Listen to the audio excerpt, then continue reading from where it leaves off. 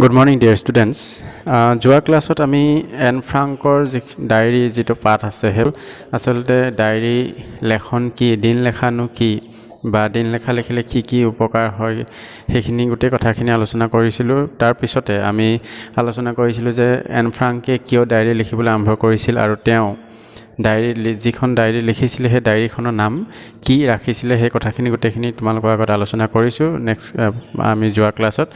আজি আমি এই যিটো এন ফ্ৰাংকৰ ডায়েৰী নামৰ যিটো পাঠ আছে সেই পাঠটো ইয়াত এটা অংশ ডায়েৰীৰ পৰা তুলি দিছে। ইয়াত কি কি কথাখিনিনো লিখিছে সেই কথাখিনি আমি অলপ চাম। আমি ইয়াত তেওঁ কেতিয়াৰ পৰা লিখিবলৈ আৰম্ভ কৰিছিলে সেই দিনটো আছিলে শনিবাৰ 20 জুন আৰু 1942 চনৰ 20 জুন তাৰিখে, আৰু সেই দিনটো আছিলে শনিবাৰ। আৰু তেতিয়াৰ পৰাই কি কৰিছিলে এন ফ্ৰাংকে ডায়েৰী লিখিবলৈ আৰম্ভ কৰিছিলে।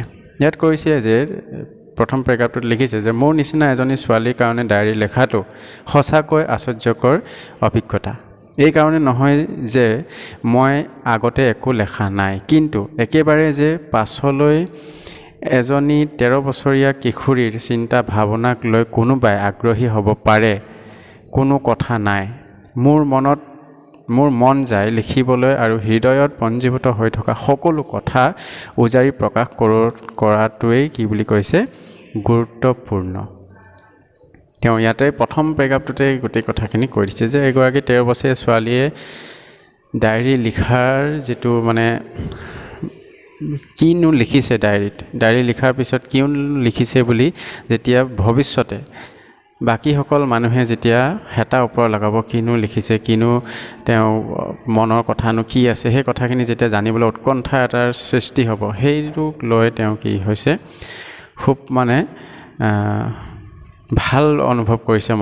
মনটোত তেওঁ ভাল পাইছে যে ভৱিষ্যতলৈ তেওঁ থাকক বা নাথাকক, কিন্তু তেওঁৰ যি সৃষ্টিৰাজি সেই সৃষ্টিৰাজিয়ে যে দেশত সঁচাকৈ আলোড়নৰ সৃষ্টি কৰিব, আৰু অকল দেশতে নহয় বিশ্বতে আলোড়নৰ সৃষ্টি কৰিছে। আমি এন ফ্ৰাংক ক'ৰ হয়, তেওঁ ক'ত লিখিছিলেগৈ সেইখন, কিন্তু আমি আজি অসমীয়া সাহিত্যৰ মাজতো কি হৈছে পাঠটো আমি পঢ়িবলৈ পাইছোঁ। এন ফ্ৰাংকে 13 বছৰতে যিখন ডায়েৰী লিখিছিলে সেইখন আমি আজিও পঢ়িবলৈ পাইছোঁ।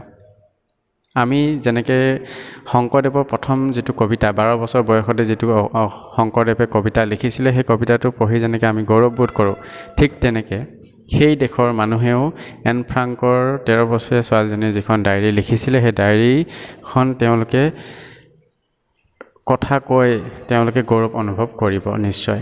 কাৰণ এখন কেৱল সেই দেশখনতে সীমাবদ্ধ হৈ থকা নাই, বা এন ফ্ৰাংক য'ত আছিলে সেই ঠাইখনতে সীমাবদ্ধ হৈ থকা নাই, এখন সমগ্ৰ বিশ্ব সাহিত্যতে কি হৈছে আলোড়নৰ সৃষ্টি কৰিছে। আৰু এই ডায়েৰীখনৰ কথাখিনি কেইবাটাও অন্য ভাষাত কি হৈছে অনুবাদ হৈছে, ঠিক তেনেকৈ অসমীয়াতো অনুবাদ হৈছে।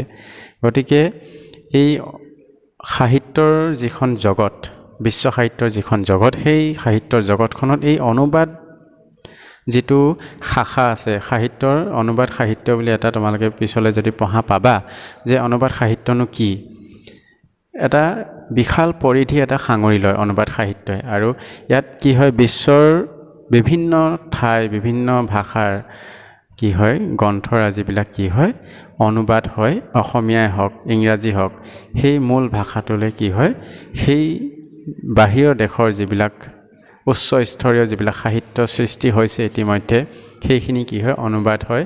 আৰু সেইখিনিৰ লগত কি হয় সেই ভাষাৰ মানুহেও কি হয় পৰিচয়। আমি ফ্ৰান্স ভাষা নাজানো, আমি লেটিন ভাষা নাজানো, কিন্তু কি হয় যেতিয়া এইবিলাক আমাৰ নিজৰ ভাষাত অনুবাদ হৈ আহে সেইবিলাক কি হয় আমি পঢ়ি আনন্দ অনুভৱ কৰোঁ। আৰু সেই পাৰ্টিকুলাৰ যিগৰাকী ব্যক্তিয়ে এখন লিখিছে বা যিজন ব্যক্তিয়ে